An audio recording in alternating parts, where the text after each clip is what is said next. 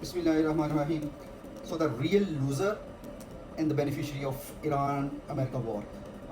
क्या ख्याल है आपको, क्या लगता है कि कौन सा मुल्क है जो रियली सबसे ज़्यादा उसने लूज़ किया है इस वॉर में? कुवैत नहीं, कतर नहीं, बहरीन नहीं, यूएई नहीं, सऊदी अरेबिया नहीं, America no, Iran no, Israel no.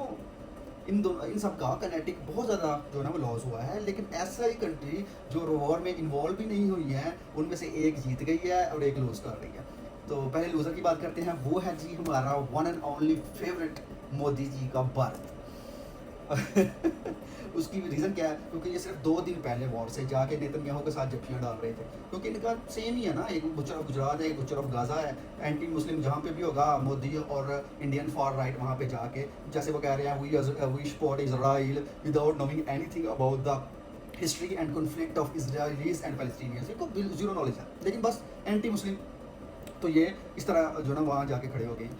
बाकी मोदी कम्प्रोमाइज़्ड भी है थोड़ा सा एप्स्टीन फाइल्स की वजह से, क्योंकि इसका अपना नाम भी है, इसके बहुत से प्यारे दोस्त अडानी और अनिल अंबानी का नाम भी है। तो सो ये बहुत कम्प्रोमाइज़्ड है, क्योंकि आप खुद देखें वाशिंगटन ही फैसले कर रहा है न्यू दिल्ली के। वो कहता है यहाँ से फ्यूल खरीद लो, यहाँ से फ्यूल बंद कर दो, ये चीज़ अमेरिका के लिए ऊपर कर दो, ये अमेरिका के लिए, यहाँ अमेरिका के लिए इतने जो ना वो टैरिफ कम कर दो, इतने टैरिफ ज़्यादा कर दो। तो मोदी बिनो अन मानता जा रहा है। तो इसको एक ये भी था कि यार इसराइली और ज़ायनिस्ट ने इसको भी ट्रम्प की तरह यही कहा हुआ था कि हमने 2-4 घंटे में जंग जीत लेनी है। जो रजीम लीडरशिप चेंज होगी, नई लीडरशिप जो होगी वो बैक्ड बाय अमेरिका और इसराइल होगी, तो ठीक है, वो फिर ऑब्वियसली बात है वो इंडिया से भी अच्छे ताल्लुकात रखेगी। तो इसका ये प्लान था। तो इसने बेट्रेल कर दिया, इन चक्रों में इसने ईरान को बेट्रेल किया, क्योंकि पिछले तकरीबन जब से जो है ना वो मर्ज वजूद में आया है, तब से ईरान इनका बहुत अच्छा दोस्त रहा है और वो पाकिस्तान के साथ भी ठीक रहा है। पाकिस्तान का वो दुश्मन नहीं रहा, क्योंकि उसने अपने फ़ायदे देखे थे जैसे पाकिस्तान के अपने फ़ायदे देखता है। तो उसने क्या किया, सबसे पहले उसने जी इंटेलिजेंस में हेल्प की है, जो वहाँ पे इनकी चाबहार पोर्ट को तबाह करने में अमेरिका की इसने इंटेलिजेंस दिया, क्योंकि ये उसको जानते थे। इसके बहुत से इंडियन जो है वो मोसाद एजेंट थे और ये पकड़े भी गए हैं, एक तो सऊदी और यूएई में भी पकड़ा गया है। उसके बाद इन्होंने इंडियन ओशन में एक ईरानियन जो शिप था उसको मरवाया है, क्योंकि इंडियन ओशन में मास वाई इंडियन नेवी और अमेरिकन नेवी के कोई भी बंदा भी वहाँ पे कुछ नहीं कर सकता। So they give them the coordinate. अच्छा, ये अगर मसला हो गया था तो they have to give the send their rescue operation. उन्होंने रेस्क्यू ऑपरेशन भी नहीं किया, ना रेस्क्यू ऑपरेशन किया, ना कंडेम किया कि यार अमेरिका ने ये गलत कर दिया। श्रीलंका ने फिर भी रेस्क्यू ऑपरेशन किया, 20-25 जितने भी थे उन्होंने बचा लिया, बाकी ज़्यादा तो शहीद ही हो गए थे। तो ये एक उन्होंने इनकी पीठ पे खंजर घोंपा है। तो उसके बाद Indian media as it is जो बहुत ज़्यादा जहरीला है, एंटी मुस्लिम है, वो नैरेटिव चला रहा है कि जो लीडरशिप है, जो इस वक्त गवर्नमेंट है ईरान की, वो टेररिस्ट है, वो थ्रेट टू द वर्ल्ड है, ये वो वही नैरेटिव जो ज़ायनिस्ट का नैरेटिव है वो चला रहा है। और एक नैरेटिव बिल्ड करने की कोशिश की जा रही है कि they are terrorist and they must be जो है ना वो रिमूव्ड फ्राम ईरान। तो ये है इनका जो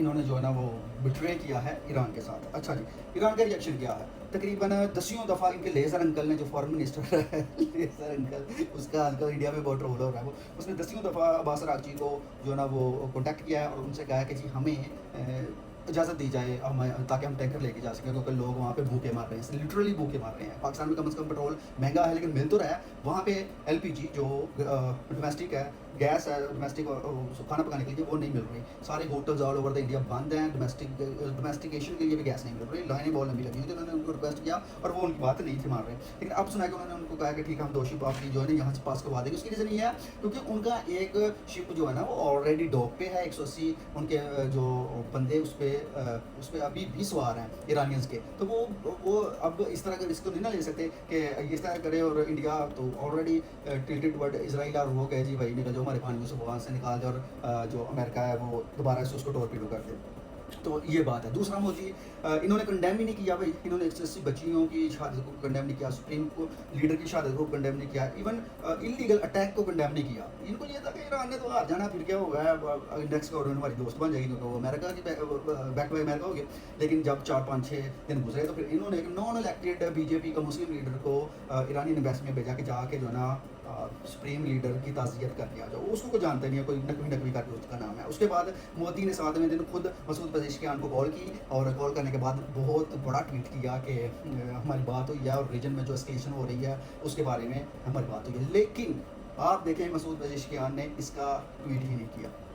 वो दिखा रहे हैं वो कि हम आपसे नाराज़ हैं। ऊपर से अब्बास अरागची ने जो ट्वीट किया था कि मुझे फॉरेन मिनिस्टर ऑफ इंडिया की कॉल आई है, ये तो उसने उसमें भी टाउंट किया कि यार कम से कम तुम लोग कंडेम तो कर देते, बच्चियों को तो कंडेम कर देते। उन्होंने टाउंट किया इनडायरेक्टली, इंडिया का नाम लिए बगैर। आप खुद जाकर उनका ट्वीट देख लें, तो उन्होंने उसको ट्वीट किया। अच्छा, पाकिस्तानी एज़ यूजुअल जो मेरी फेवरेट जमात है, एंटी पाकिस्तानी हैं वो, उनको तो मौका चाहिए। ये नहीं चाहते कि पाकिस्तानी गवर्नमेंट कोई अच्छा काम कर दे, क्योंकि जब भी इनको लगता है कि पाकिस्तानी गवर्नमेंट को अच्छा काम करने लगे, इसके इनके पेट में मरोड़ उठना शुरू हो जाती है। I don't know why. तो वो बिल कर रहे हैं जी, मोदी जो है ना वो विश्व गुरु है। देखें जी, उसने अमेरिका से 1 महीने के लिए रशियन ऑयल खरीदने का इजाज़त ले ली है। इंटरनेशनल लीडर है और इजाज़त ले रहा है। Are you fucking out of your mind? मतलब पागल हो यार तुम। एक बंदा जो इंटरनेशनल लीडर है वो इजाज़त क्यों लेगा? वो तो इजाज़त देगा। तो रशियन ऑयल खरीद रहा है। दूसरा देखें जी, उसने शिप की इजाज़त ले लिया ईरान से। पाकिस्तान को ईरान ने मुंह तक नहीं लगाया, ये वो। तो आए मैं आपको एक्चुअल हकीकत बताता हूँ कि एक्चुअली क्या कर रहे हैं। मसूद पजेश्कियान ने अपने ट्वीट्स में भी, अपने बयान में भी बार बार कहा है कि Pakistan and Russia, Pakistan and Russia, Pakistan and Russia are playing a vital role to negotiation between Arab states and Iran, और Israelis abstain file लॉन्डास ट्रम्प और नेतन्याहू एंड ईरान। तो ये वो तारीफ कर रहे हैं। इवन रैलीज में ईरानियन तशक्कुर पाकिस्तान के नारे लगा रहे हैं। उनको पता है कि लास्ट टाइम पाकिस्तान ने हमारी हेल्प की थी। सोशल मीडिया के ऊपर आप जाके चेक कर लें, ईरानियंस पाकिस्तान को थैंक्स कह रहे हैं। इतना वो किसी को भी थैंक नहीं कह रहे। ऊपर से पाकिस्तान ने सऊदीज़ को जो उनके अरामको पे अटैक हुआ था वो डिबंक करके दिया कि ये फॉल्स फ्लैग अटैक है। 2 ज़ायनिस्ट स्पाइस पकड़े वहाँ से और सऊदीज़ को रिस्ट्रेन किया कि आप अटैक ना करें। इवन ईरानियंस को भी कहा कि आप कम से कम सऊदीज़ पे अटैक करें, ये तो अदरवाइज़ हमें उनके दिफा के लिए आना पड़ेगा, विच इज़ ऑब्वियसली एक ऑब्वियस थिंग है, हम वहाँ आएंगे। अच्छा जी, इस जंग का बेनिफिशियरी कौन है? The one and only the Putin, चाचू प्यूटन। चाचू प्यूटन जीत गए हैं भाई, जाने बाहर बैठे हुए। कैसे?